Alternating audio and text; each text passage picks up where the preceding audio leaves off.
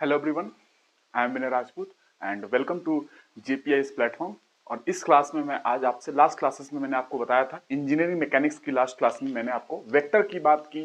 Vector मैंने जितनी हो सकती है डिटेल में जो आपके एग्जाम में क्वेश्चन आती है उस पर मैंने डिस्कस किया है ना, और क्वेश्चंस भी करवाए, चाहे वो गेट के हो चाहे वो आईएएस के हो, जो कि वहां पे आईएएस में आए हुए, तो वो चीजों को मैंने कराया ताकि आपका कॉन्सेप्ट क्लियर रहे। वेक्टर इसलिए भी पढ़ना जरूरी था क्योंकि सारी जो क्वांटिटी हम लोग पढ़ते हैं, चाहे फोर्स हो, एक्सेलरेशन हो, वेलोसिटी हो, डिस्प्लेसमेंट हो, यही क्वांटिटी के आधार पे पूरी की पूरी इंजीनियरिंग मैकेनिक्स आप पढ़ते हो। Mechanics is nothing but the study of motion. Mechanics क्या है? मोशन की स्टडी है। ठीक है, मैंने स्टार्टिंग क्लास में आपको समझाया भी था अच्छे तरीके से। तो मोशन के लिए क्या है, कुछ पैरामीटर्स है, फोर्स लगेगी तो मोशन होगा। ठीक है, और उसके दौरान फिर एक्सीलरेशन, फिर वेलोसिटी, फिर डिस्प्लेसमेंट, पोजीशन वेक्टर वगैरह आपने नाम सुना है। तो ये क्वांटिटीज ही क्या है, वेक्टर क्वांटिटी है। और यही क्वांटिटी का हम लोग खेल खेलेंगे आगे चल के, कहां, सारी पूरी की पूरी इंजीनियरिंग मैकेनिक्स के अंदर। इसीलिए मैंने वेक्टर को अच्छे से समझाया। ठीक है, तो वेक्टर हमारा बेसिक हो चुका है। फिर आज मैंने लास्ट क्लास में आपको पता होगा कि मैंने ज्योमेट्रिक इंटरप्रिटेशन जो है dot product and cross product की बात की थी। ज्योमेट्रिक इंटरप्रिटेशन का मतलब क्या है? जैसे डॉट प्रोडक्ट का ज्योमेट्रिक इंटरप्रिटेशन अगर मैंने बताया था आपको कि फिजिकली क्या निकल के आ रहा है, फिजिकल सिग्निफिकेंस के फॉर्म में क्या निकल के आ रहा है, तो वर्क डन है ना, डॉट प्रोडक्ट का मैंने बताया था। पावर बताया था, फोर्स डॉट वेलोसिटी। तो ये डिस्कशन मैंने की थी आपसे। उसके बाद क्रॉस प्रोडक्ट की मैंने बात की थी। तो क्रॉस प्रोडक्ट में अगर आप देखोगे तो बहुत सारे ऐसे क्वांटिटी है जो क्रॉस प्रोडक्ट में डील किए जाते हैं, जैसे कि torque, moment of a force, किसी फोर्स का मोमेंट किसी पॉइंट के अबाउट, इसी it is known as torque. तो टॉर्क भी एक क्रॉस प्रोडक्ट का एग्जांपल है, आर क्रॉस एफ, याद है? तो ये टॉर्क हम लोग पढ़ेंगे भी। और टॉर्क अपने आप में आपको मैं बता दूं बड़ी चीजें हैं, बड़ी क्वांटिटी है, इन द सेंस कि बहुत चीजों के लिए रिस्पॉन्सिबल है। टॉर्क रोटेशन के लिए भी रिस्पॉन्सिबल है। रोटेशन में आप जाओगे तो torque equal to I alpha देखोगे वहां पे, तो रिस्पॉन्सिबल है टॉर्क रोटेशन के लिए भी। ठीक है, तो वो चीजें मैं आपको बताऊंगा। और टॉर्क एक ऐसी क्वांटिटी है जो बहुत सारे चीजों पे डिपेंड मतलब करती है, मतलब इन द सेंस कि ये ओरिजिन पे डिपेंडेंट है। किसके अबाउट टॉर्क निकाल रहे हो, किस पॉइंट के अबाउट, वो ओरिजिन पे भी डिपेंडेंट हो जाती है। लेकिन कैसे वो ओरिजिन इंडिपेंडेंट हो जाती है, ये सब डेरिवेशंस हैं। और डेरिवेशन आमतौर पे गेट के एग्जाम में सही नहीं होगा बताना, ठीक है, लेकिन फिर भी बहुत ही डिटेल में इसकी डेरिवेशंस वगैरह आपको मिल सकती है बुक्स के अंदर। जैसे कि अगर मैं आपको बताऊं तो मेरियम एंड क्रेग बुक है, मेरियम एंड क्रेग स्टैंडर्ड बुक है, मेरियम एंड क्रेग। इस बुक में जाओगे तो आपको डेरिवेशन सारा चीज मिल जाएगा। ठीक है ना, मेरियम एंड क्रेग बहुत स्टैंडर्ड बुक है। और भी सारी बुक्स है, 3 4 5 6 बुक्स में बता सकता हूं जहां से मैं आपको पढ़ा रहा हूं बहुत सारी। मेरियम एंड क्रेग एक है जिसमें आपको सारी टॉर्क वगैरह की पूरी डेरिवेशंस वगैरह और इक्विलिब्रियम की डेरिवेशंस वगैरह, जो आज मैं इक्विलिब्रियम पढ़ाने वाला हूं, सारा मिल जाएगा। ठीक है, लेकिन वो चीज आपको नहीं चाहिए, तो जितना सफिशिएंट आपके एग्जाम के लिए है वो मैं आपको बताऊंगा। इस बुक में तो बहुत सारा डेरिवेशन किया गया है अच्छे तरीके से। ठीक है, बट फिर भी मैं आपको जो आज कराऊंगा वो एक अपने आप में जितनी रिक्वायर्ड है, सफिशिएंट होगी एग्जाम के लिए, उतना मैं कराऊंगा। तो देखिए, हम लोगों ने लास्ट क्लास में कर लिया डॉट प्रोडक्ट क्रॉस प्रोडक्ट। ठीक है, क्रॉस प्रोडक्ट में मैंने आपको दिखाया कि कैसे क्रॉस प्रोडक्ट ज्योमेट्रिकली क्या निकल के आती है कि उसकी मैग्नीट्यूड जो होती है एरिया ऑफ पैरेललोग्राम के बराबर होती है। तो यानी कि क्रॉस प्रोडक्ट अपने आप में it is nothing but the finding of area of rectangular objects. Rectangular objects की एरिया को फाइंड करना ही मीनिंग निकल के आती है क्रॉस प्रोडक्ट का। ठीक है, तो ये चीजें मैंने आपको समझाया था। उसके बाद मैंने आपको एक ट्रिपल क्रॉस प्रोडक्ट टाइप की चीजें भी आपको दिखाई थी कि A dot B cross C, याद है, equal to A B dot A cross C equal to, ऐसा कुछ मैंने बताया था आपको। वो सारे इक्वल है, फिर मैंने उसको दिखाया भी था आपको कि कैसे वो जीरो हो सकते हैं। तो ये सारी चीजें मैंने आपको लास्ट क्लास में बता दी है। ठीक है, लास्ट क्लास में मैंने आपको सारी चीजें बता दी है। ये आप जो लोग नए हैं वो जाके इसको देख सकते हैं कि मैंने आपको बताया था, जैसे कि ए क्रॉस बी डॉट सी, ये चीजें ध्यान, इसकी डेरिवेशंस वगैरह है पता है आपको, बट वो अलग अलग फॉर्म में डेरिवेशन। जैसे डॉट प्रोडक्ट को समझने के लिए, क्रॉस प्रोडक्ट को समझने के लिए, कॉम्पैक्ट फॉर्म में समझने के लिए हमारे पास Kronecker delta function and Levi Civita function है। ठीक है, तो लेवी सिवाटा सिंबल है। तो ये इन चीजों के आधार पर हम लोग क्रॉस प्रोडक्ट डॉट प्रोडक्ट को समझ लेते हैं कॉम्पैक्ट फॉर्म में, लेकिन वो आपको नहीं पढ़ना है। और कहीं ना कहीं मैं डेल्टा फंक्शन तो आपसे लैपलैस में डील करूंगा जब मैथमेटिक्स पढ़ाऊंगा। ठीक है, लेकिन यहां पे भी वेक्टर एंड स्केलर को कॉम्पैक्ट फॉर्म में समझने के लिए हम Levi Civita symbol and Kronecker delta function का यूज करते हैं, लेकिन वो आपको नहीं कराऊंगा क्योंकि उसके माध्यम से हम प्रूफ कर सकते हैं जो मैं आपको करा रहा हूं। तो दिस इज नोन एज, ये क्या है, ए क्रॉस बी डॉट सी, मैंने लास्ट क्लास में कराया था, ठीक है। और ये मैंने आपको बताया था कि ये डिटर्मिनेंट के फॉर्म में A X A Y A Z B X B Y B Z C X C Y C Z, ठीक है, ये मैंने बताया था। और ये क्या है, वॉल्यूम ऑफ पैरेललोपिपेड, ठीक है ना, वॉल्यूम ऑफ 3D है ना, वॉल्यूम ऑफ पैरेललोपिपेड,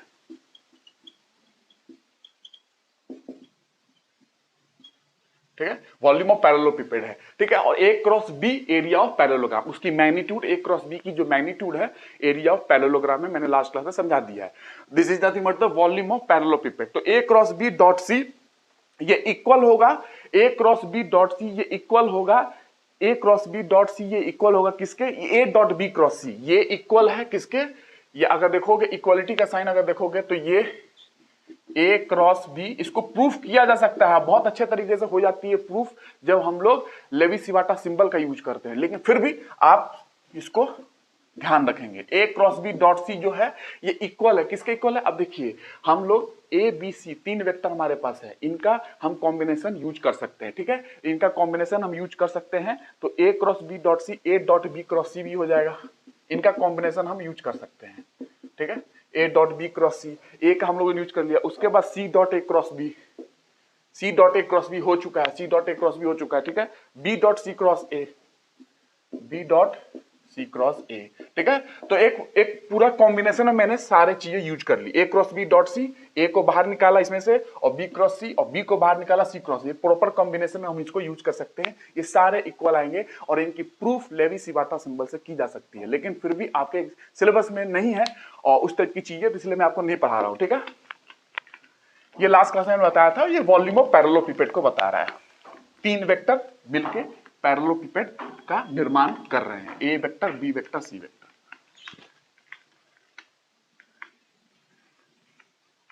अब अगर मैं बात करूं आपसे तो देखिए स्टैटिक्स की बात करता है, स्टैटिक्स अब एंट्री करते हैं, और जिसको समझना हमको क्या इसमें इक्विलिब्रियम को समझना है। एक्चुअली न्यूटन्स के लॉज ऑफ मोशन भी मैं आपको बताऊंगा, लेकिन अभी नहीं, जो आप जानते हैं न्यूटन्स का लॉज ऑफ मोशन वो सफिशिएंट नहीं है कि आप कॉन्सेप्ट को समझ पाए, क्योंकि इनर्शियल फ्रेम की एंट्री होती है, तो वो चीजें मैं धीरे धीरे आपको बताऊंगा, पहले आप समझते जाए जैसे मैं आपको लेके चल रहा हूं, ठीक है। स्टैटिक्स की बात करता हूं, स्टैटिक्स।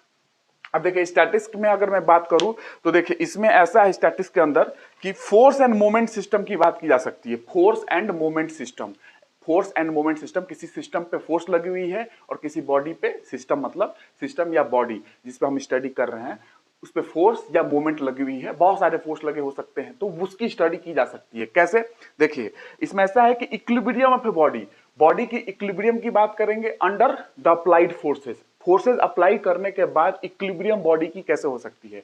अब इक्विलिब्रियम का मतलब क्या है, किसी को पता है तो बताओ। इक्विलिब्रियम, देखिए इक्विलिब्रियम जो है, ये जो चीजें है इसके अंदर मैं स्टैटिक्स के अंदर आपको समझाऊंगा सारी चीजें, मोमेंट वगैरह भी आएगी इसके अंदर में, ठीक है, कपल मोमेंट ये सारी चीज इसके अंदर आएगी। तो इक्विलिब्रियम जो है comes when we defining Newton's laws of motion, Newton's law of motion जब डिफाइन करते हैं तो इक्विलिब्रियम की बात की जाती है। इक्विलिब्रियम जो है, लेकिन न्यूटन्स लॉज ऑफ मोशन मैंने आपको समझाया नहीं, लेकिन इनडायरेक्टली आपको लगेगा कि न्यूटन्स लॉ ऑफ मोशन आपने पढ़ लिया। तो इक्विलिब्रियम की बात करें तो इक्विलिब्रियम में देखिए इक्विलिब्रियम कम्स, ये कब आती है, when we defining Newton's laws of motion, Newton's laws of motion को जब डिफाइन करते हैं। How do we quantify equilibrium in static system, how do we quantify, कैसे हम इक्विलिब्रियम को क्वांटिफाई कर सकते हैं स्टैटिक सिस्टम के अंदर। How do we quantify equilibrium in static system, specially static system की बात की जा रही है। स्टैटिक सिस्टम का मतलब क्या है वो भी मैं बता रहा हूं। तो देखिए इसके लिए मैं थोड़ा सा न्यूटन का फर्स्ट लॉ बताता हूं आपको। न्यूटन का फर्स्ट लॉ क्या है आपको पता है, मैं बहुत तरीके से रिप्रेजेंट किया जा सकता है, मैं आपको हर तरीके से रिप्रेजेंट करके दिखाऊंगा न्यूटन के लॉज ऑफ मोशन को। न्यूटन का फर्स्ट लॉ क्या बोलता है, न्यूटन का फर्स्ट लॉ बोलता है every body remains in a state of rest, जितनी भी बॉडी है every body remains in state of rest और यूनिफॉर्म मोशन, यूनिफॉर्म मोशन में या स्टेट ऑफ रेस्ट में रहेगी when no external force act upon it, जब उस पे कोई एक्सटर्नल फोर्स नहीं लग रहा है तो अगर कोई बॉडी रेस्ट में है तो रेस्ट में रहेगी, और यूनिफॉर्म मोशन से स्ट्रेट लाइन में मूव कर रही है तो वो मूव करती रहेगी अनलेस एंड अनटिल कि आप उस पे एक्सटर्नल फोर्स एक्ट करें, ठीक है। तो बोलने का मतलब ये है कि न्यूटन का फर्स्ट लॉ एवरी बॉडी जितनी भी बॉडी होती है remains in state of rest के स्टेट में रहती हैं और यूनिफॉर्म मोशन में रहती हैं when no external force act upon it. जब कोई इस पे एक्सटर्नल फोर्स एक्ट नहीं करता है तो वो रेस्ट में है तो रेस्ट में रहेगी, और यूनिफॉर्म मोशन से मूव कर रही है स्ट्रेट लाइन में तो यूनिफॉर्म मोशन से मूव करेगी। ठीक है, so that in a sense आपका इक्विलिब्रियम का डेफिनेशन डिफाइन की जाती है इस सेंस में, इसी सेंस में इक्विलिब्रियम की डेफिनेशन डिफाइन की जाती है। तो न्यूटन का फर्स्ट लॉ और इक्विलिब्रियम में ज्यादा अंतर आपको समझ में नहीं आएगी, इसी सेंस में इक्विलिब्रियम को डिफाइन करना है। ठीक है, किस सेंस में कि every body remains in a state of rest और यूनिफॉर्म मोशन में रहेगी when no external force act upon it, जब नो एक्सटर्नल फोर्स, कोई उस पर एक्सटर्नल फोर्स नहीं लग रहा है। सो दैट इसी सेंस में in a sense we are going to define equilibrium of definition of equilibrium. तो इक्विलिब्रियम की डेफिनेशन हम लोग इसी सेंस में डिफाइन करने वाले हैं। तो इक्विलिब्रियम की बात करेंगे तो दो चीजों की बात आएगी, बॉडी रेस्ट पे है, बॉडी एट रेस्ट न्यूटन का फर्स्ट लॉ से देख लो वही आ रही है, और मतलब सेम है, इक्विलिब्रियम न्यूटन का फर्स्ट लॉ सेम ही वहीं से निकल के आती है। इसी सेंस में हमारा इक्विलिब्रियम का डेफिनेशन भी डिफाइन किया जाता है कि इक्विलिब्रियम की परिभाषा क्या है, जैसे कि आपने न्यूटन का फर्स्ट लॉ सुना। ठीक है, बॉडी एट रेस्ट और यूनिफॉर्म मोशन। ठीक है, तो यही आपने देखा भी कि न्यूटन का फर्स्ट लॉ में, और न्यूटन का फर्स्ट लॉ मैं अलग से समझाऊंगा, उसके लिए टेंशन नहीं लेना है कि न्यूटन का फर्स्ट लॉ, सेकंड लॉ क्या है, थर्ड लॉ क्या है, मैं अलग से समझाऊंगा। तो देखिए, an object remains in a state of rest, an object या body remains in a state of rest और यूनिफॉर्म मोशन, एन ऑब्जेक्ट और body remains in a state of rest और uniform motion unless an external force act upon it, जब तक किस पे external force ना लग जाए वो रेस्ट में है तो रेस्ट में रहेगी, और यूनिफॉर्म मोशन से स्ट्रेट लाइन में मूव कर रही है तो स्ट्रेट लाइन में मूव करते रहेगी। यही न्यूटन का फर्स्ट लॉ को हम लेके इसी सेंस में हम डिफाइन करते हैं इक्विलिब्रियम को भी। ठीक है, इक्विलिब्रियम को भी इसी सेंस में डिफाइन करते हैं। ठीक है, तो if zero force act upon it, किसी ऑब्जेक्ट पे, किसी बॉडी पे जीरो फोर्स एक्ट कर रहा है, if no external force is acting upon it, मतलब बोल सकते हो कि अगर जीरो फोर्स लग रही है, कोई फोर्स नहीं लग रही है या कोई एक्सटर्नल फोर्स नहीं लग रही है, तो बॉडी जिस स्टेट में है, रेस्ट में है तो रेस्ट में रहेगी, विराम में रहेगी, और यूनिफॉर्म मोशन से स्ट्रेट लाइन में मूव कर रही है तो मूव करते ही रहेगी अगर जीरो फोर्स उस बॉडी पर लग रही है या कोई एक्सटर्नल फोर्स उस बॉडी पे नहीं लग रहा है। ठीक है, तो कोई एक्सटर्नल फोर्स उस पर नहीं लग रहा है, तो ये न्यूटन का फर्स्ट लॉ आप जानते हो। अदरवाइज मैं आपसे डील करूंगा इनर्शियल फ्रेम को लेते हुए, बट ये समझना आपको जरूरी है कि इसी सेंस में, यही न्यूटन के लॉ के सेंस में हम इक्विलिब्रियम के परिभाषा को डिफाइन करते हैं, हम इक्विलिब्रियम की डेफिनेशन डिफाइन करते हैं इसी सेंस में। ठीक है, तो इतना आपके लिए इक्विलिब्रियम को समझना आसान रहेगा। ठीक है, तो बॉडी एट रेस्ट और यूनिफॉर्म मोशन रिमेन्स अनचेंज्ड, ये जो है चेंज नहीं करेगी, रिमेन्स अनचेंज्ड, और मैं अभी फोर्स जीरो, एक्सेलरेशन जीरो उस फॉर्म में बताऊंगा। ठीक है, रिमेन्स, ये दोनों स्टेट जो है रिमेन्स अनचेंज्ड, चेंज नहीं करेगी, बदलेगी ही नहीं, रिमेन्स अनचेंज्ड रहेगी unless an external force act upon it, जब तक कि इस पे एक्सटर्नल फोर्स ऑब्जेक्ट पे लग ना जाए, जब तक लगेगी नहीं एक्सटर्नल फोर्स, जैसा ये स्टेट है रिमेन्स अनचेंज्ड रहेगा अनलेस एन एक्सटर्नल फोर्स, बाह्य बल, external force act upon it, जब तक कि एक्सटर्नल फोर्स बॉडी पे नहीं लगेगी, जो बॉडी की स्टेट है अगर वो रेस्ट में है तो रेस्ट में रहेगी, और यूनिफॉर्म मोशन में स्ट्रेट लाइन में मूव कर रही है सरल रेखा में तो वो मूव करते ही रहेगी।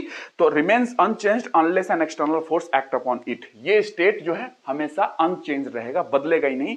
ठीक है, जब तक कि फोर्स ना लग जाए, एक्सटर्नल फोर्स ना लग जाए। ठीक है, और इसको ऐसे भी बोल सकते हो कि you require an external force, आपको जरूरी है एक्सटर्नल फोर्स लगाना, you require an external force to change the state, to change the state rest या state uniform motion, to change the state you require an external force to change the state from that point forward। आपको इस point से state change करना है, rest से, अगर इसकी state rest है, रेस्ट अवस्था में है और विराम अवस्था में आपको चेंज करना है इसकी रेस्ट से, तो आगे की ओर, अगर इसको आगे की फॉरवर्ड की ओर इसको मूव करना है, रेस्ट में है तो आपको फोर्स लगाना पड़ेगा। ठीक है, जाहिर सी बात है, रेस्ट में कोई चीज है तो उसको फोर्स लगाना पड़ेगा, तो इस स्टेट को बदलने के लिए फोर्स लगाना पड़ेगा। इस स्टेट को, यूनिफॉर्म मोशन में है, इस स्टेट को बदलने के लिए भी आपको फोर्स लगाना ही पड़ेगा, जब तक लगाओगे नहीं ये चेंज नहीं करेंगे। और यही है न्यूटन का फर्स्ट लॉ, और इसी सेंस में आप डिफाइन करते हैं इक्विलिब्रियम को भी। ठीक है, तो इक्विलिब्रियम का मतलब बॉडी एट रेस्ट और यूनिफॉर्म मोशन से मूव कर रही है, ये मतलब है इक्विलिब्रियम का। ठीक है, तो इक्विलिब्रियम इज अचीव्ड, इक्विलिब्रियम कब अचीव होती है, और सुनते जाना, equilibrium is achieved when a body is in a state of rest और यूनिफॉर्म मोशन। इक्विलिब्रियम कब अचीव होगी? When a body is at a state of rest और यूनिफॉर्म मोशन, ये तब हमको इक्विलिब्रियम मिलती है। ठीक है, यूनिफॉर्म मोशन का मतलब कांस्टेंट वेलोसिटी होती है। ठीक है, तो ये आप समझ सकते हो इस तरीके से इक्विलिब्रियम को। ठीक है, सो इसके आगे आपको देखना है, तो देखिए इसके आगे आपको फोर्स को समझना है। फोर्स आप जानते हो, to define a force, force को अगर डिफाइन करना है तो आपको 3 चीज चाहिए, मैग्नीट्यूड चाहिए, डायरेक्शन चाहिए और पॉइंट ऑफ एप्लीकेशन चाहिए। पॉइंट ऑफ एप्लीकेशन भी मैटर करता है कि आपने फोर्स कहां लगाया है बॉडी पे। ठीक है, पॉइंट ऑफ एप्लीकेशन मैटर करता है। ठीक है, तो to define a force, force को डिफाइन करना है तो magnitude, direction and point of application के बॉडी पे कहां आपने फोर्स लगाया है। ठीक है, इस बात पे डिपेंड करता है कि बॉडी ट्रांसलेट करेगी या रोटेट करेगी। मैंने एक क्लास में आपको समझाया भी था पॉइंट ऑफ एप्लीकेशन का कॉन्सेप्ट। ठीक है ना, लास्ट में आप जाकर देख सकते हो, प्रीवियस क्लासेस में मैंने बताया है। तो ये इक्विलिब्रियम की बेसिक है। आप समझ सकते हो कि न्यूटन का फर्स्ट लॉ को ही एक सेंस में आप लेके डिफाइन करते हो इक्विलिब्रियम को। ठीक है, ये हो गया। अब बाकी इनर्शियल फ्रेम में क्या है, कैसे है, वो मैं समझाऊंगा। अभी बस इक्विलिब्रियम समझना है, यहां से आप आगे बढ़े। न्यूटन का फर्स्ट लॉ को ही हम लेके इक्विलिब्रियम को डिफाइन करते हैं। अब आगे बढ़ते हैं। अब देखिए आगे ये बढ़ना है इसमें कि इक्विलिब्रियम की बात कर रहे हैं, तो इक्विलिब्रियम का मतलब है कि एक्सेलरेशन जो है on A body is zero. Acceleration zero है, बॉडी या पार्टिकल, पार्टिकल की बात कर लो या बॉडी की बात कर लो, एक्सेलरेशन जीरो है। और एक्सेलरेशन जीरो है मतलब यहाँ पे ये है, इक्विलिब्रियम का मतलब ये निकल के आता है कि बॉडी जो है इज स्टैटिक, बॉडी स्टैटिक है, body is static not moving, body is static, मैंने बताया था रेस्ट, तो बॉडी इज स्टैटिक, पढ़ भी रहे स्टैटिक यानी that is not moving, move नहीं कर रही है, that is the meaning of equilibrium. ठीक है, बॉडी इज स्टैटिक और इज नॉट मूविंग, तो एक मतलब है। और एक्सेलरेशन जीरो है, इसका मतलब क्या है, इसका इंप्लाइज करता है, it implies net force is zero, force भी जीरो है, फोर्स जीरो होगा तभी एक्सेलरेशन जीरो होगा, और वाइस वर्सा, एक्सेलरेशन जीरो है तो फोर्स जीरो ही होगा। बिना फोर्स का एक्सेलरेशन किसी भी सिस्टम में, किसी भी बॉडी में, किसी भी पार्टिकल में आ ही नहीं सकता है। ठीक है, ये आपको ध्यान रखना है। बिना फोर्स का एक्सेलरेशन आती है जब मैं नॉन इनर्शियल फ्रेम की बात करूंगा। ठीक है, तो वहां पे ऐसा है कि बिना फोर्स लगाए भी चीजें मूव कर जाती हैं। ठीक है ना, तो वो नॉन इनर्शियल फ्रेम की बात है। हम इनर्शियल फ्रेम में रिस्ट्रिक्टेड हूं, इनर्शियल फ्रेम समझाऊंगा जब अभी समय आएगा। अभी इक्विलिब्रियम पढ़ रहे हैं हम लोग, तो इसमें यह है कि बॉडी इज स्टैटिक और it is not moving, body static है और ये मूव नहीं कर रही है। ठीक है, तो इक्विलिब्रियम के मतलब है कि बॉडी स्टैटिक और मूव नहीं कर रही है, मतलब कि एक्सेलरेशन जीरो है यानी कि नेट फोर्स जीरो है। एक्सेलरेशन जीरो होने का मतलब समझना आता क्या है, एक्सेलरेशन जीरो का मतलब वही है जो आपने न्यूटन फर्स्ट लॉ में पढ़ा। एक्सेलरेशन जीरो का मतलब रेस्ट या तो यूनिफॉर्म लीनियर वेलोसिटी से मूव कर रहा है, यूनिफॉर्म मोशन। ठीक है, एक्सेलरेशन जीरो होने का मतलब क्या होता है, या तो रेस्ट में है बॉडी या नहीं तो यूनिफॉर्म लीनियर वेलोसिटी से मूव कर रहा है, या यूनिफॉर्म मोशन बोल दो। ठीक है, कांस्टेंट वेलोसिटी से मूव कर रहा है स्ट्रेट लाइन में, ये इसकी मतलब है इक्विलिब्रियम की। जब आप बोलते हो कि इक्विलिब्रियम का मतलब एक्सेलरेशन जीरो है, एक्सेलरेशन जीरो है, इसका मतलब डायरेक्टली आप समझ सकते हो कि फोर्स जीरो होगा, बिना फोर्स का तो त्वरण आएगा ही नहीं, एक्सेलरेशन आएगा नहीं। तो एक्सेलरेशन जीरो है तो रेस्ट में होगा और यूनिफॉर्म लीनियर वेलोसिटी में भी हो सकता है, ये दोनों मीनिंग निकल के आती है एक्सेलरेशन जीरो होने से। ठीक है, और बाकी आप जानते हो कि रेस्ट है तो बॉडी स्टैटिक है, स्टैटिक मतलब क्या, इट इज नॉट मूविंग, और बाकी एक यूनिफॉर्म लीनियर वेलोसिटी भी होती है, स्ट्रेट लाइन में मूव कर रही है। इसको भी समझाऊंगा समय आते आते। ठीक है, तो ये चीज आप समझ सकते हो, बाकी आपको आगे मैं समझाता जाऊंगा। अब देखिए इसमें क्या है कि ये इक्विलिब्रियम समझ लिया आपने, न्यूटन के फर्स्ट लॉ को ही मैंने यूज किया फिर से, a body at state of rest और uniform motion unless and until an external force act upon it, जब तक एक्सटर्नल फोर्स ना लग जाए बॉडी पे, अगर वो रेस्ट में है तो रेस्ट में रहेगी, और यूनिफॉर्म मोशन से चल रही है स्ट्रेट लाइन में तो यूनिफॉर्म मोशन से कांस्टेंट वेलोसिटी से स्ट्रेट लाइन में चलती रहेगी। न्यूटन का फर्स्ट लॉ ही एक तरीके से इक्विलिब्रियम की परिभाषा को डिफाइन करने के लिए यूज किया जाता है। ठीक है, आप समझ भी गए हो।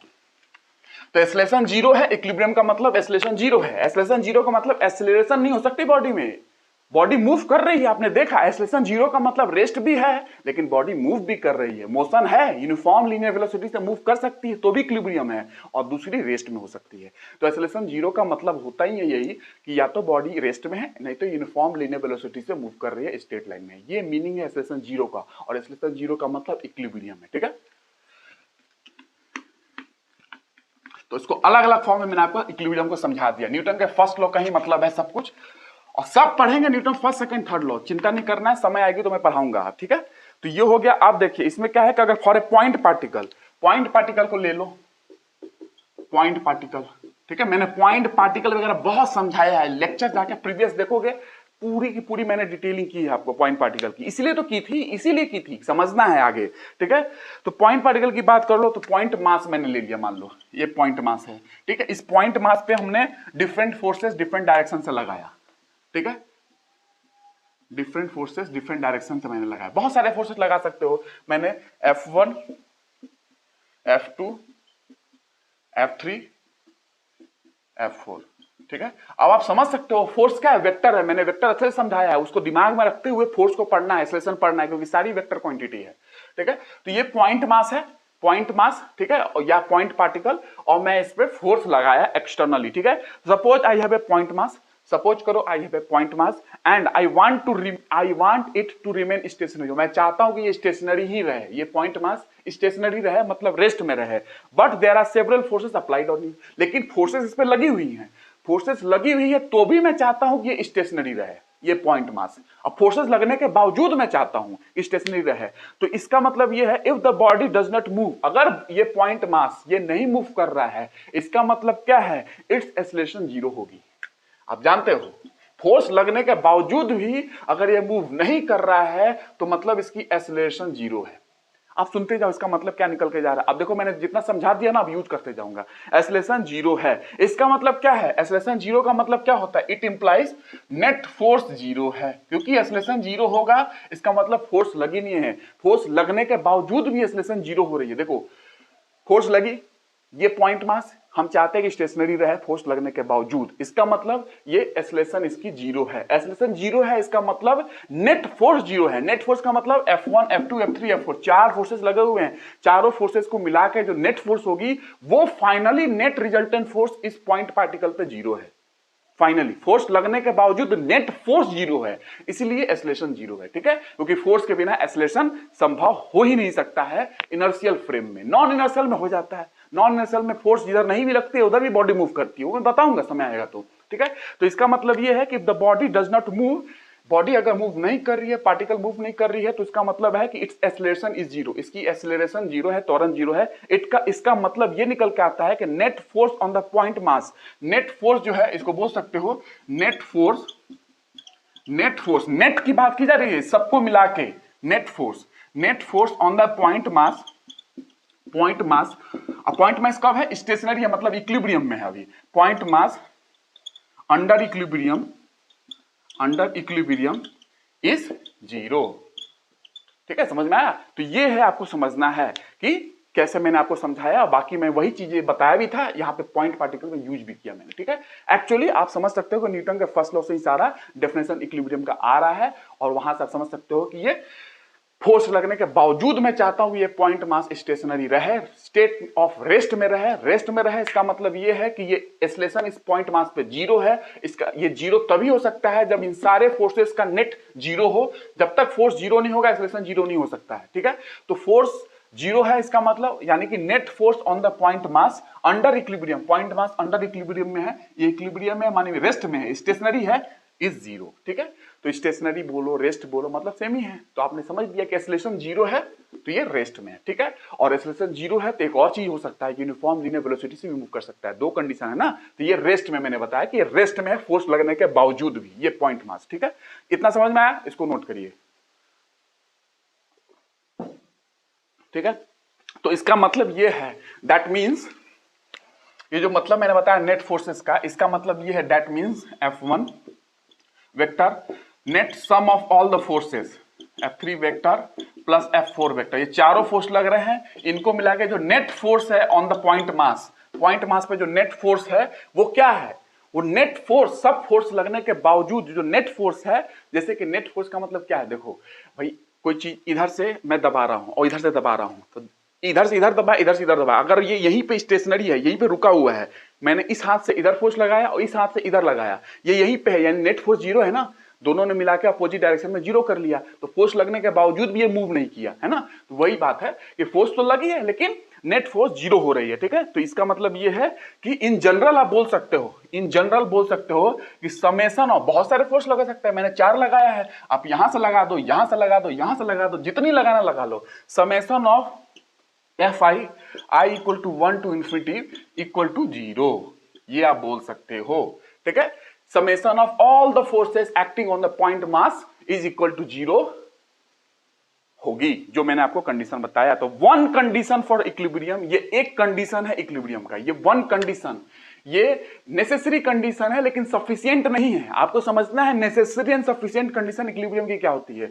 दिस इज द कौन सा कंडीशन है ये नेसेसरी कंडीशन है, ठीक है। और एक कंडीशन इक्विलिब्रियम की है कि net force on a system is 0, then and only then body is in equilibrium. But एक कंडीशन और है, एक कंडीशन और लगेगी, ठीक है। तो ये क्या है कि नेसेसरी कंडीशन है लेकिन सफिशिएंट नहीं है। सफिशिएंट कंडीशन एक और आएगी, आपको देखना है, ठीक है। तो अभी मैंने एक पॉइंट मास में आपको समझाया कि नेट फोर्स कोई कितना भी लगा दो, net force I equal to 1 to infinity, force F1 F2 F3 I को वैल्यू 1 2 3 4 इंफिनिटी तक जा सकती है। तो F1 F2 F3 F4 पूरा जितना लगाना लगा दो, इस पे नेट फोर्स 0 होगा। नेट फोर्स 0 है, इसका मतलब क्या है, अगर फोर्स 0 है किसी सिस्टम पे नेट फोर्स, तो उसका एक्सेलरेशन 0 होगा, इसका एक्सेलरेशन 0 होगा। जाहिर सी बात है, ये पॉइंट मास एक ही चीज कर सकता है, सिर्फ मूव कर सकता है। पॉइंट मास बेंड तो नहीं करेगा, रोटेट तो नहीं करेगा, पॉइंट मास है मतलब ये मोशन कर सकता है, ट्रांसलेट कर सकता है। तो यानी कि नेट फोर्स 0 है, इसका मतलब एक्सेलरेशन उस पॉइंट मास की 0 है, ठीक है। तो ये स्टैटिक में है, रेस्ट में है। मैंने चाहा है कि ये स्टैटिक इक्विलिब्रियम में रहे, ये स्टेशनरी रहे, ठीक है। तो ये आपको समझना है कि इसकी एक्सेलरेशन 0 है, बाकी मैंने आपको समझाया है, ठीक है। बट आप जानते हो कि इक्विलिब्रियम की जब बात की जाती है तो एक्सेलरेशन 0 होता है, तो इक्विलिब्रियम का मतलब निकल के आता है। और एक्सेलरेशन 0 है, इसका दो मीनिंग आती है कि रेस्ट में होगा और यूनिफॉर्म मोशन में होगा। तो मैंने रेस्ट की बात की है यहाँ पे, ठीक है। यूनिफॉर्म मोशन में भी हो सकता है, तो इसीलिए इक्विलिब्रियम में ऐसा कभी नहीं बोलना है कि सिर्फ रेस्ट ही रहेगी, बॉडी स्टेशनरी रहेगी, नहीं, मोशन भी हो सकता है। यूनिफॉर्म लीनियर वेलोसिटी से स्ट्रेट लाइन में मूव कर सकता है कोई चीज, मोशन हो सकता है, लेकिन एक्सेलरेशन 0 है। एक्सेलरेशन कभी नहीं हो सकती इक्विलिब्रियम बॉडी में। इक्विलिब्रियम है बॉडी की तो एक्सेलरेटेड हो ही नहीं सकती है, वो एक्सेलरेशन 0 होगा। लेकिन क्या करूं, एक्सेलरेशन का मतलब ही निकल के आता है कि एक्सेलरेशन 0 है तो रेस्ट में होगी, और नहीं तो यूनिफॉर्म लीनियर वेलोसिटी से मूव कर रही होगी। तो दोनों को दिमाग में रख के सोचना है, और यही मीनिंग निकल के आती है न्यूटन फर्स्ट लॉ से भी, और न्यूटन फर्स्ट लॉ को लेकर हम इक्विलिब्रियम की डेफिनेशन को समझते हैं, ठीक है। तो ये चीज आपको समझ में आई।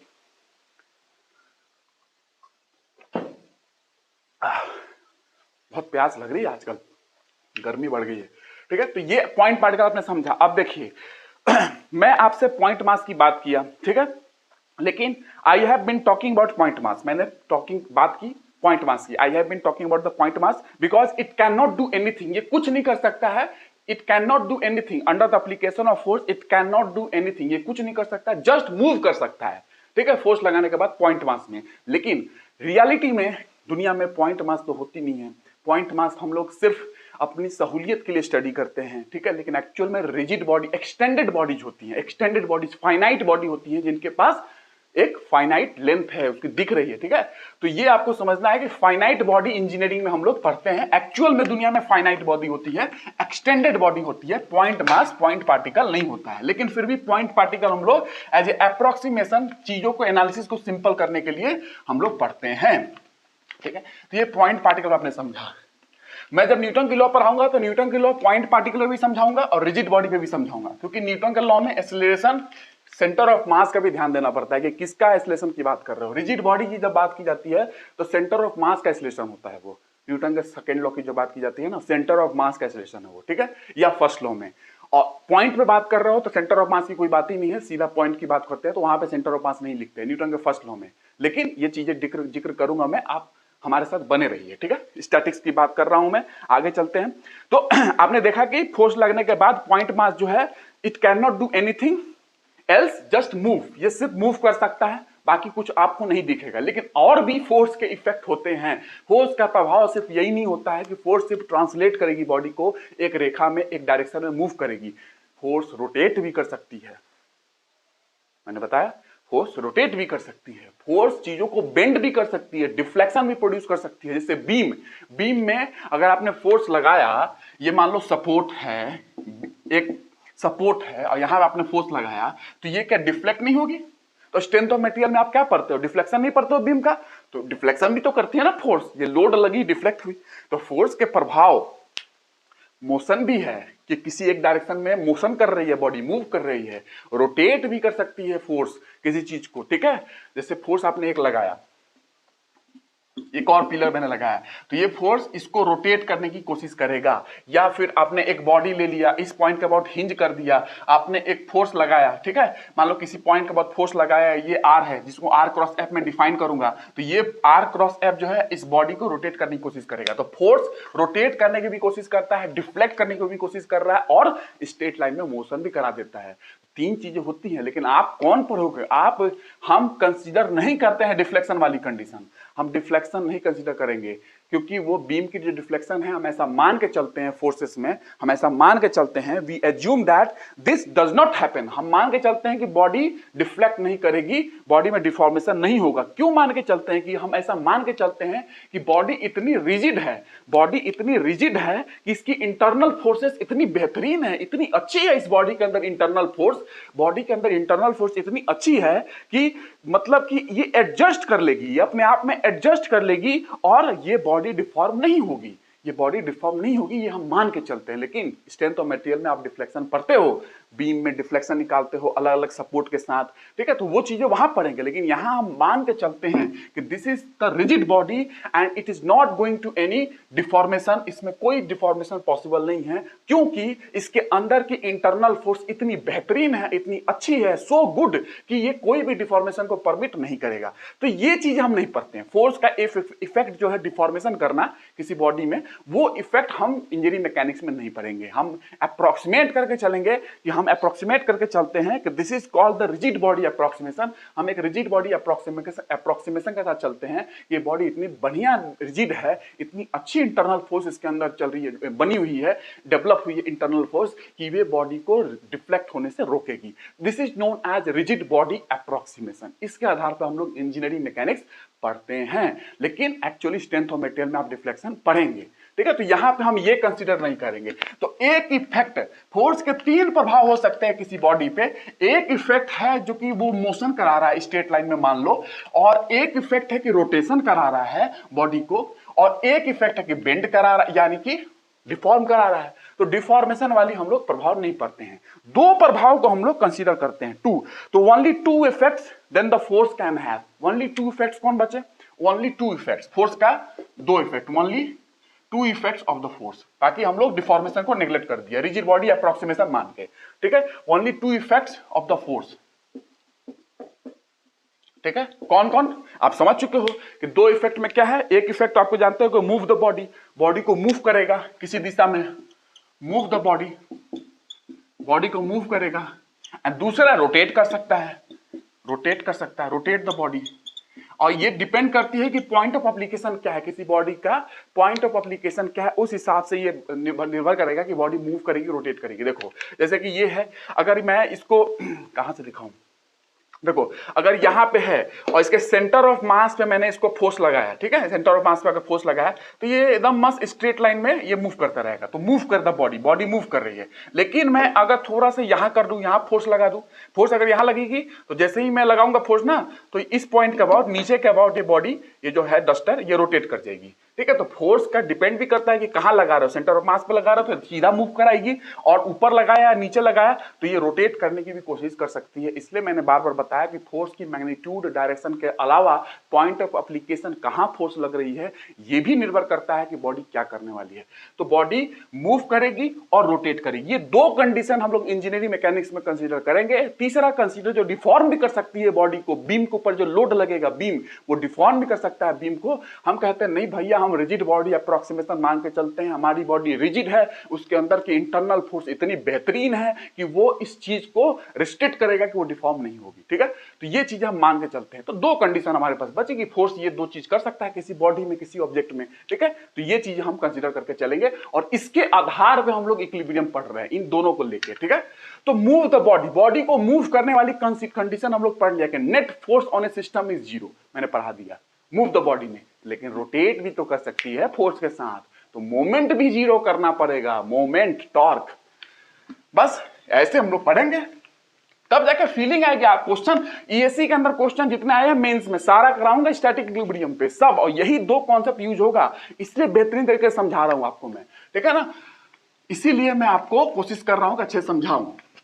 न्यूटन का फर्स्ट लॉ का झलक भी दिया आपको। न्यूटन का फर्स्ट लॉ क्या है, न्यूटन का फर्स्ट लॉ को ही हम लेके उसी को हम इक्विलिब्रियम में लेके डिफाइन करते हैं परिभाषा, ठीक है। आपने देखा मैंने अलग अलग तरीके से परिभाषा समझाया इक्विलिब्रियम का आपको, ठीक है ना।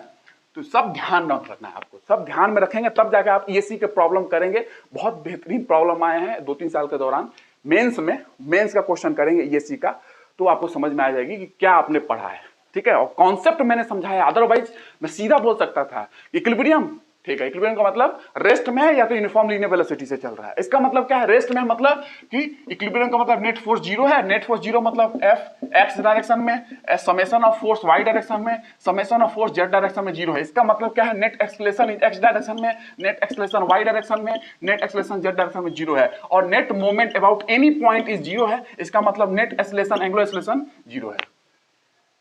मैं ऐसे ही पढ़ा सकता हूं, खत्म। इक्विलिब्रियम का मतलब क्या होगा कि रेस्ट या यूनिफॉर्म लीनियर वेलोसिटी से बॉडी मूव कर रही है, ये है इक्विलिब्रियम का मतलब। ना तो नेट फोर्स एक्स डायरेक्शन में, नेट फोर्स वाई डायरेक्शन में, नेट फोर्स जेड डायरेक्शन में जीरो होगा। Net moment in x direction, अच्छा ये एक्स फोर्स जीरो है तो उसी डायरेक्शन में एक्सेलरेशन भी जीरो होगा। फोर्स एक्स डायरेक्शन में जीरो, इसका मतलब क्या है, एक्सेलरेशन एक्स डायरेक्शन में जीरो होगा। उसी तरीके से मैंने एक्सेलरेशन को रिलेट किया। नेट मोमेंट जीरो है, नेट मोमेंट जीरो है मतलब कि नेट मोमेंट एक्स डायरेक्शन में जीरो होगा। नेट मोमेंट एक्स डायरेक्शन में, नेट मोमेंट वाई डायरेक्शन में, नेट मोमेंट जेड डायरेक्शन में क्या होगा, जीरो होगा, ठीक है। इसका मतलब क्या है, अल्फा एक्स में, अल्फा एंगुलर एक्सेलरेशन वाई में, अल्फा जेड में जीरो होगा। बस हो गया, दो कंडीशन आपके पास मिल गई। This is the force is responsible for, ये वन कंडीशन है जो कि नेसेसरी कंडीशन है बट सफिशिएंट नहीं है। सफिशिएंट कंडीशन ये है, तो नेसेसरी एंड सफिशिएंट कंडीशन दो है, नेट फोर्स वाला, नेट मोमेंट वाला, ठीक है। तो ऐसे जाकर डिफाइन कर सकते हो, ये इक्विलिब्रियम की कंडीशन है, ठीक है। तो net force on A body is zero, x direction में, वाई डायरेक्शन में, जेड डायरेक्शन में ये जीरो होगा, 3 म्यूचुअली परपेंडिकुलर डायरेक्शन में। और net moment about any point और any line in space is zero. इसका मतलब अल्फा जीरो है, alpha is zero, angular acceleration zero है। ऐसे भी आप समझ सकते हो, लेकिन जो आपको एग्जाम में क्वेश्चन आए हैं ना उसको देख के मैंने आपको समझाया, अदरवाइज मैं डेरिवेशन भी करा के समझा सकता हूं। डेरिवेशन मैंने बताया आपको कि डेरिवेशन भी मेरियम और क्रेग के अंदर आपको मिल जाएगा। अलग अलग बुक्स है, मैं आपको एक ही बुक बताया, स्टैंडर्ड बुक है, अलग अलग भी बुक है जिसके अंदर डेरिवेशन है, ठीक है ना। तो वो आपको उतना नहीं जानना है डेरिवेशन के बारे में, ठीक है। तो ये चीजें भी है, बस इससे आपको कॉन्सेप्ट नहीं समझ में आएगी। ये चीजें मैं लास्ट में समझाऊंगा, ऐसे समझ ही लिया आपने वैसे। तो फोर्स का इफेक्ट आपने समझा कि दो इफेक्ट है, क्या क्या, मूव द बॉडी और रोटेट द बॉडी। तीसरा हम लोग ने नेग्लेक्ट किया, डिफॉर्मेशन जो है डिफ्लेक्ट करेगी बीम को, फोर्स एक लोड, वो मैंने नेग्लेक्ट कर दिया, ठीक। अप्रोक्सीमेशन करके रिजिड बॉडी का अप्रोक्सीमेशन करके, तो ये हो गया। अब देखो आपको करना है कि इंजीनियरिंग प्रॉब्लम में we also have a extended body है, बीम होती है जिसमें बीम का इफेक्ट मैंने दिखाया कि बीम डिफ्लेक्ट कर सकती है, वो हम लोग नहीं कंसीडर करेंगे। उसके अलावा हम कंसीडर करेंगे कि कोई फोर्स लगी है बॉडी पे तो बॉडी रोटेट कर सकती है, यस वो कंसीडर करेंगे हम लोग। जैसे कि एक मैंने हिंज करके दिखाया, जैसे एक सपोर्ट यहाँ है, एक सपोर्ट यहाँ है और यहाँ पे आपने फोर्स लगाया, ये फोर्स लगाया तो ये बॉडी रोटेट करने की कोशिश करेगी। तो ये कंडीशन हम लोग कंसीडर करेंगे इक्विलिब्रियम के अंदर, रोटेशन वाला। और तीसरा जो है कि आप फोर्स अप्लाई कर रहे हो तो वो मूव भी कर सकती है, तो वो भी कंसीडर करेंगे, वो भी सिचुएशन कंसीडर करेंगे, ठीक है। तो ये दो चीज है, बाकी बेंडिंग नहीं कंसीडर करेंगे, डिफ्लेक्शन नहीं कंसीडर करेंगे, ठीक है। रिजिड बॉडी के अंदर ये अप्रोक्सीमेशन हम लोग मान के चल रहे हैं कि हमारी बॉडी डिफ्लेक्ट नहीं करेगी। अब देखिए फोर्स का दो इफेक्ट आपने देखा। अब टेंडेंसी टू रोटेट, मोमेंट जो है, फोर्स आपने देख लिया ना, टेंडेंसी टू रोटेट या रोटेट करने की टेंडेंसी, टेंडेंसी टू रोटेट, या किसी फोर्स की स्ट्रेंथ कितनी है, स्ट्रेंथ ऑफ ए फोर्स। और याद है आप फ्लूइड मैकेनिक्स में पढ़ोगे, वहां पे streamline body, streak line body, circulation, वहां पर भी किसी चीज की स्ट्रेंथ की बात की जाती है। किसी को पता हो तो, स्ट्रेंथ ऑफ ए फोर्स नहीं पता है तो समय आएगा तो बताऊंगा मैं। Strength of a force fluid mechanics में, स्ट्रेंथ ऑफ ए फोर्स, तो टेंडेंसी टू रोटेट और स्ट्रेंथ ऑफ ए फोर्स, क्या फोर्स की स्ट्रेंथ क्या है, हम लोग ने कंसीडर किया है दो ही चीज, उसमें से मैं दूसरा कंसीडर कर रहा हूं। मूविंग द बॉडी मैंने कंसीडर कर लिया पॉइंट मास पे, अब मैं रोटेशन की बात कर रहा हूं, ठीक है। तो strength of a force to rotate, force की स्ट्रेंथ की वो रोटेट करे किसी ऑब्जेक्ट को, टू रोटेट करे ऑब्जेक्ट को, is measured by a quantity. इसको मेजर करते हैं किस क्वांटिटी से, is measured by a quantity, vector quantity होगी, ठीक है, इसीलिए वेक्टर इतना समझाया है मैंने।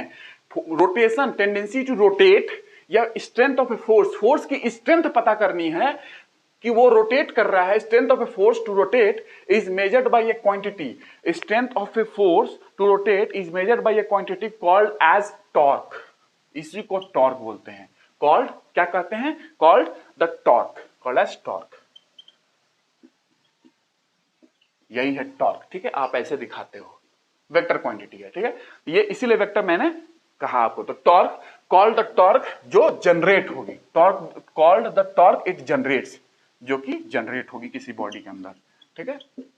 तो ये है आपको टॉर्क की कहानी जो आपको समझना है, एग्जांपल के तौर पे समझना है। तो चलो समझते हैं, टॉर्क को समझ ही लेते हैं। टॉर्क की डेरिवेशन देखिए बहुत है, लाइन के अबाउट, पॉइंट के अबाउट, पॉइंट के अबाउट टॉर्क कब इंडिपेंडेंट हो जाता है, because torque is a dependent quantity on origin. लेकिन टॉर्क इंडिपेंडेंट हो जाती है ओरिजिन पे जब कुछ कंडीशन लग जाते हैं, इसकी डेरिवेशन है। लेकिन वो डेरिवेशन आपको नहीं समझना है, जितनी आपके एग्जाम में आपको ईएससी के अंदर जो मेंस में क्वेश्चन आया उसको सॉल्व करने के लिए जो कॉन्सेप्ट चाहिए, जो गेट के अंदर सॉल्व करने के लिए कॉन्सेप्ट चाहिए टॉर्क से, उतना ही मैं दे रहा हूं, ठीक है, कि वो कॉन्सेप्ट से आपको क्वेश्चन सॉल्व हो जाए। डेरिवेशन नहीं करा रहा हूं आपको, ठीक है ना। अदरवाइज डेरिवेशन फुल प्रूफ है, एकदम बेस्ट प्रूफ है, एकदम मस्त तरीके से, लेकिन प्रूफ आपसे पूछेगा नहीं। अदरवाइज टॉर्क पढ़ाते पढ़ाते मुझे समय लग जाए बहुत सारा, ठीक है ना। टॉर्क आप जितना पढ़ते हो, लाइन के अबाउट आप पॉइंट के अबाउट पढ़ते हो, लाइन के अबाउट आपने नहीं पढ़ा होगा। लाइन के अबाउट भी टॉर्क होती है, उसमें भी बहुत कंसीडर किए जाते हैं वेक्टर के फॉर्म में। एन कैप की कंसीडर ली जाती है, एन कैप आप जानते हैं यूनिट वेक्टर का कॉन्सेप्ट उसमें आता है, ठीक है ना। जब लाइन के अबाउट हम लोग डिफाइन करते हैं टॉर्क को, लाइन के अबाउट। अभी तो पॉइंट के अबाउट पर होगा। देखिए, तो मोमेंट ऑफ ए फोर्स को हम लोग क्या बोलते हैं, torque. Moment of a force is nothing but torque. बाकी टॉर्क को मैंने समझाया, strength of a force to rotate, ठीक है। तो ये आपने समझ लिया। तो moment of a force is torque. और टॉर्क की बात करूं तो टॉर्क आप डिफाइन करोगे, ऐसे भी लिख देते हैं कभी कभी, कभी कभी ऐसे भी लिख देते हैं, कभी कभी ऐसे भी मोमेंट लिख सकते हैं, आर क्रॉस एफ, ठीक है। ये हो गया, आपको इतना समझ में आ रहा है कि आर क्रॉस एफ डिफाइन करते हैं। अब बाकी देखो, एक्सपीरियंस हमारी क्या कहती है ये समझने से पहले कि आर क्या है, डिस्प्लेसमेंट है, आर क्या है, डिस्प्लेसमेंट, एंड एफ क्या है, the point eight which the force is applied, point eight which the force is applied. इसको समझना है, इसको समझना है। तो देखो, ये देखो, एक बॉडी मैंने ड्रॉ किया, कैसी बॉडी होगी, रिजिड बॉडी है। आप जानते हो रिजिड बॉडी की अप्रोक्सीमेशन चल रही है हमारी, अदरवाइज डिफ्लेक्ट कर जाएगी बॉडी, तो वो तो हमने छोड़ दिया, बीम में छोड़ दिया, बीम में पढ़ेंगे डिफ्लेक्शन, यहां नहीं पढ़ेंगे बीम डिफ्लेक्शन, ठीक है। तो रिजिड बॉडी की अप्रोक्सीमेशन है। अब देखिए, यहां इस पॉइंट के बाद मान लो हिंज कर दिया, ठीक है, मान लो ओ पॉइंट, ए पॉइंट, कुछ भी बोल सकते हो। इस पॉइंट के बाद हिंज कर दिया, मतलब इस पॉइंट के बाद बॉडी रोटेट कर सके। हिंज होता है ना, आपने पिन लगा दिया, पिन लगा देने से क्या रोटेट करती रहती है, वही है, हिंज कर दिया मैंने, ठीक है, इस पॉइंट के अबाउट, ये रिजिड बॉडी को, ठीक है। अब इस पे मैंने एक लगाया फोर्स, ये लगाया फोर्स, ठीक है। अब इस फोर्स को मैंने लगाया, और इस फोर्स को जब मैंने लगाया तो इसमें क्या करना आपको कि इस फोर्स को आप इसके लाइन ऑफ एक्शन के लॉन्ग आगे मूव कर सकते हो, as long as it remains on the body. ये बॉडी पे ही रहना चाहिए और इसको लाइन ऑफ एक्शन के लॉन्ग मूव कर सकते हो। प्रिंसिपल ऑफ ट्रांसमिसिबिलिटी है, ठीक है, समझा दूंगा आपको डेफिनेशन बाद में, ठीक है। तो ये इसके अलॉन्ग मैंने मूव कर दिया फोर्स को, ठीक है, लाइन ऑफ एक्शन के अलॉन्ग मैंने आगे मूव कर दिया फोर्स को, ठीक है। तो ये एफ कैप मतलब डायरेक्शन बता रहा है, फोर्स की डायरेक्शन, मैग्नीट्यूड ये हो गया, और डायरेक्शन जो होगा एफ कैप बोल सकते हो, ठीक है। तो उस डायरेक्शन में फोर्स की दिशा है, ठीक है।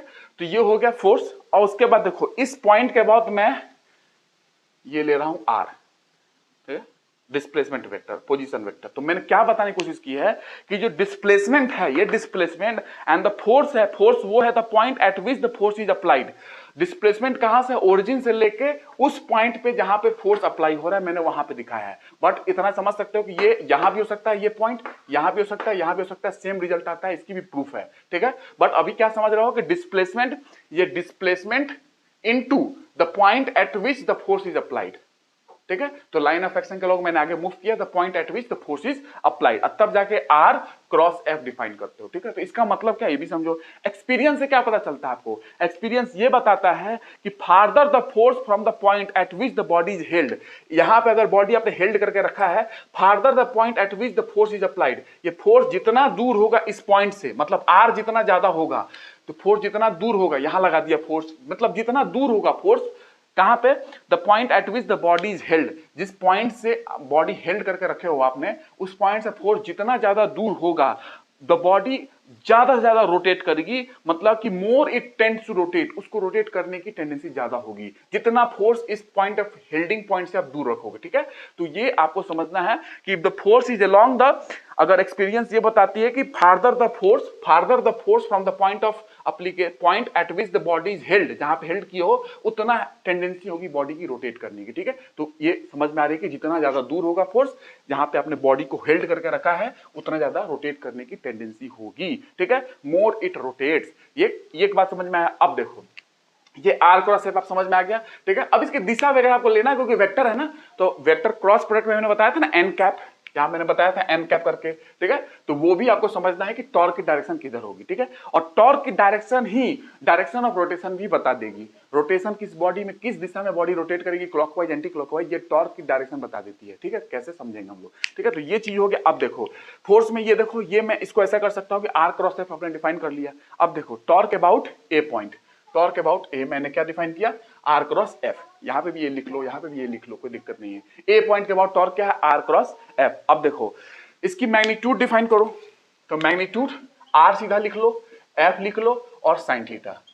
ए cross b, a b sine theta, r f sine theta. ठीक है, ऐसे भी कर सकते हो, नहीं तो सीधा भी लिख सकते हो। मैग्नीट्यूड है आर का, एफ का मैग्नीट्यूड है। आर क्या है, डिस्प्लेसमेंट, डिस्प्लेसमेंट जहां पे फोर्स लग रही है वहां तक, ओरिजिन से लेके जहां पे फोर्स लग रही है वहां तक। ठीक है, तो ये डिस्प्लेसमेंट है और आर क्रॉस एफ आप टॉर्क डिफाइन कर रहे हो। ठीक है, वेक्टर प्रोडक्ट के फॉर्म में, ये हो गया, समझ में आ गया। अब देखो टॉर्क अबाउट ए आपने डिफाइन किया। अब देखो यहां से मैं काम कर रहा हूं कि इसको आगे की ओर एक्सटेंड कर दिया।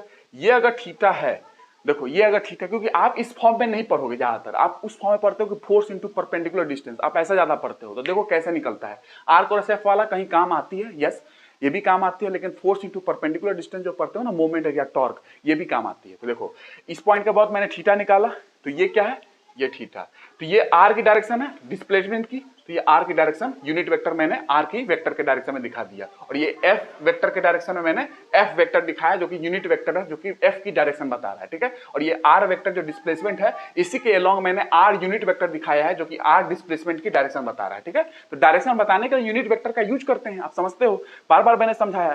ठीक है, तो ये हो गया। अब देखो इसमें क्या है, यहां से आपने परपेंडिकुलर ड्रॉ किया फोर्स पे, यही फोर्स है ना, लाइन ऑफ एक्शन, तो फोर्स पे परपेंडिकुलर ड्रॉ किया 90 डिग्री, फोर्स पे परपेंडिकुलर ड्रॉ किया, तो बताओ ये क्या है, आर। ठीक है, तो ये क्या होगा, ये आर कॉस थीटा, तो ये आर साइन थीटा। ठीक है, ये आर कॉस थीटा, ये आर साइन थीटा। ठीक है, क्योंकि ये थीटा है, ये भी थीटा होगा, समझ रहे होगे एंगल, तो ये r cos theta, r sine theta समझ में आ गया। इसी को आप क्या बोल देते हो, डी, डिस्टेंस। ठीक है, कैसा, परपेंडिकुलर है फोर्स पे, इसीलिए फोर्स इनटू परपेंडिकुलर डिस्टेंस आप ज्यादा पढ़ते, मोमेंट में आप ज्यादा पढ़ते होगे फोर्स इनटू परपेंडिकुलर डिस्टेंस, लेकिन एक्चुअल आप मेन डेफिनेशन यही होती है। इस फॉर्म में हम लोग कभी क्वेश्चन सॉल्व करते हैं, कभी नहीं करते हैं, डिपेंड करता है क्वेश्चन किस तरीके से डिमांड कर रहा है, तो ये वाला ज्यादा यूज कर ले हम लोग करते हैं। ठीक है ना, t equal to r sine theta, मैं आपको समझाऊंगा कैसे कैसे क्या यूज किया जाता है। ठीक है, तो देखो टॉर्क जो है अबाउट ए के अबाउट टॉर्क क्या होगा, ऐसे डिफाइन करना हो तो टॉर्क अबाउट ए डिफाइन करना हो तो क्या बोलोगे, टॉर्क अबाउट सीधा लिखना हो force into distance, perpendicular distance, F into D, खत्म। परपेंडिकुलर डिस्टेंस खोज लो, फोर्स से मल्टीप्लाई कर लो, ऐसे भी डिफाइन कर सकते हो टॉर्क, नहीं तो क्रॉस प्रोडक्ट के फॉर्म में आप देख ही रहो कैसे डिफाइन करते हैं। तो ये है फोर्स इनटू परपेंडिकुलर डिस्टेंस, और ये कैसा होगा आप समझ में आ रहा है। देखो आर की डायरेक्शन में आप ये ले चलो फिंगर, और एफ की डायरेक्शन में कर्ल कर दो। ठीक है, एफ इधर है ना, तो आर गया, आर एफ की डायरेक्शन में कर्ल कर दो, एफ इधर है अंदर की ओर जा रहा है ना, और ये क्या है, क्लॉकवाइज, क्लॉकवाइज। ठीक है, तो ये समझ में आ गया टॉर्क, मैंने सिखाया था क्रॉस प्रोडक्ट में कैसे करते हैं, राइट हैंड थंब रूल। ठीक है, ये क्लॉकवाइज हो गया। तो ठीक है, तो ये आपको समझ में आ गया कि d equal to r sine theta आपने निकाला है, और डायरेक्शन परपेंडिकुलर इनवर्ड है। डायरेक्शन क्या होगा, देखो डायरेक्शन आर ये है, और एफ की डायरेक्शन किधर है, आर ये है, क्या आर और एफ किधर है, स्मॉलर एंगल से रोटेट करना है, स्मॉलर एंगल से, बड़ा वाला एंगल नहीं, मैंने बताया था ना क्रॉस प्रोडक्ट में, आर ये है और एफ किधर है, एफ की डायरेक्शन में कर्ल कर दो स्मॉलर एंगल से, स्मॉलर एंगल थीटा है, ये कर्ल किया। ठीक है, आर एफ, तो ये क्या है, अंगूठा किधर जा रही है, अंदर की ओर, परपेंडिकुलर जा रहा है इनवर्ड, इनवर्ड जा रहा है थ्रू ए पॉइंट से जाएगा, तो परपेंडिकुलर इनवर्ड, क्योंकि एक पॉइंट टॉर्क निकाला है ना, ए पॉइंट के बाद परपेंडिकुलर इनवर्ड थ्रू ए, क्योंकि टॉर्क आपने ए पॉइंट के अबाउट निकाला है। ठीक है, तो ये परपेंडिकुलर इनवर्ड होगा थ्रू ए, ये आपको ध्यान रखना है बस। ठीक है, परपेंडिकुलर थ्रू ए, तो ये आपको इतना ध्यान रखना है, मोमेंट ऑफ ए फोर्स कि कैसे हम लोग कैलकुलेट करते हैं मोमेंट ऑफ ए फोर्स। बाकी मैंने आपको समझा दिया है कि मोमेंट की जो बात करें, अब जैसे फोर्स जो है अगर अलोंग द सेंट्रोइडल एक्सिस हो जाए, अगर ये फोर्स मान लो कि ऐसा हो जाए कि फोर्स इसी पॉइंट के अबाउट पास कर जाए। फोर्स जो है मान लो आपने फोर्स ऐसा लगाया कि फोर्स यहीं से पास कर गया, ठीक है, यहीं से, ठीक है, तो यहीं से पास कर गया फोर्स, तो ये फोर्स के जो पास कर गया यहां से इस पॉइंट से, तो इसका मतलब ये जीरो हो जाएगा, इसका टॉर्क जीरो हो जाएगा, ठीक है। तो मतलब क्या मैंने कहना चाहता हूं कि the force is along the, या ऐसा भी कर सकते हो, देखो ऐसा भी समझ सकते हो, ये बॉडी है, ये उसकी सेंट्रोइडल एक्सिस है, आपने अगर फोर्स ऐसा लगा दिया और इस पॉइंट का अबाउट आपने मोमेंट निकालने की कोशिश की है और फोर्स इसी सेंट्रोइडल एक्सिस के अलोंग लगा दिया आपने, सेंट्रोइडल एक्सिस के अलोंग, तो फोर्स जब आपने सेंट्रोइडल एक्सिस के अलोंग लगा दिया तो क्या होगा, there will be no torque, कोई टॉर्क नहीं होगा, बॉडी रोटेट नहीं करेगी, ठीक है, क्योंकि टॉर्क रोटेशन को बताता है। तो ये चीजें हैं, अगर फोर्स आपने उस पॉइंट के अबाउट ही लगा दिया जहां से आप निकाल रहे हो, तो उस पॉइंट की आर से डिस्टेंस क्या हो जाएगी, कुछ नहीं, क्योंकि फोर्स वहीं से लगा दिया जहां से आर है, तो डिस्प्लेसमेंट और जो फोर्स है उसी पॉइंट पे आ गया, इसीलिए जीरो हो जाएगा, ठीक है। तो कोई टॉर्क नहीं आएगा बॉडी के अंदर, ठीक है। तो ये आपको ध्यान रखना है कि no torque, it will not rotate, body rotate नहीं करेगी।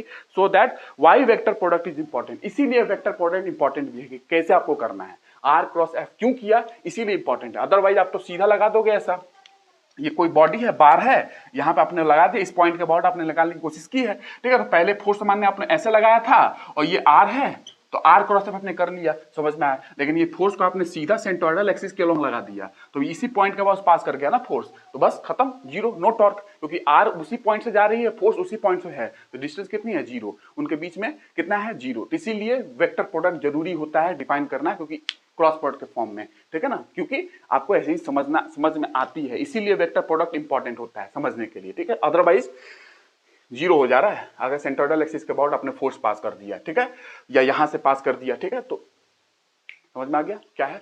तो ये चीजें है, मैं कोशिश कर रहा हूं आपको समझा दूं सारी चीजों को ताकि आपको इजी हो जाए, अदरवाइज चीजें इतना है नहीं, बुक में आप जाकर देखोगे तो आपको समझ में आएगी। तो अभी के लिए मैं इतना ही रखता हूं, ठीक है, नेक्स्ट क्लास में फिर बात करूंगा आगे, और आगे मैं कपल वगैरह समझाऊंगा, कपल वगैरह समझ में आएगी आपको, ठीक है। तो नेक्स्ट क्लास में बात करता हूं, थैंक यू।